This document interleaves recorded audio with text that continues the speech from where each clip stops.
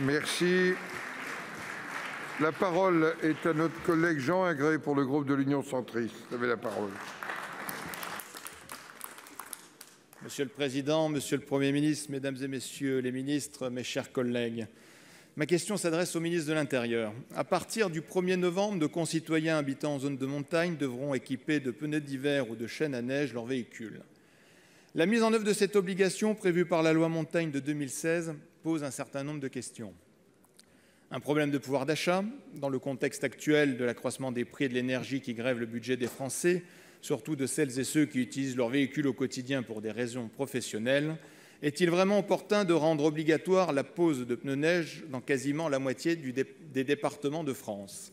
Si oui, ne faudrait-il pas aider financièrement les travailleurs les plus modestes, dans le même esprit que le chèque climat-énergie? Car une fois de plus, ce sont eux qui payeront la facture. Le problème d'assurance se pose aussi, Monsieur le ministre. Vous avez récemment précisé que cette obligation ne serait pas assortie de sanctions cette première année, qui doit être une année de transition et de pédagogie. Suite à cette annonce gouvernementale, nombre de conducteurs peuvent ainsi se croire à tort à l'abri de toute forme de sanctions. Une question demeure.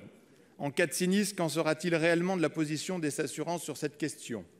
Ne pourrait-elle pas en effet refuser d'indemniser pour ses propres dégâts un assuré responsable d'un seul sinistre sur le seul fondement de cette absence de pneus neige rendue pourtant obligatoire?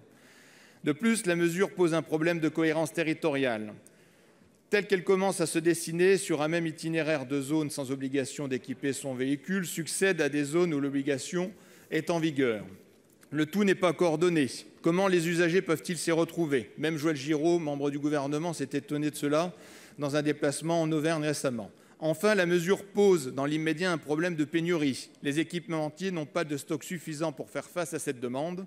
Dès lors, Monsieur le ministre, comment envisagez-vous d'aménager l'obligation pour qu'elle ne devienne pas insupportable aux yeux de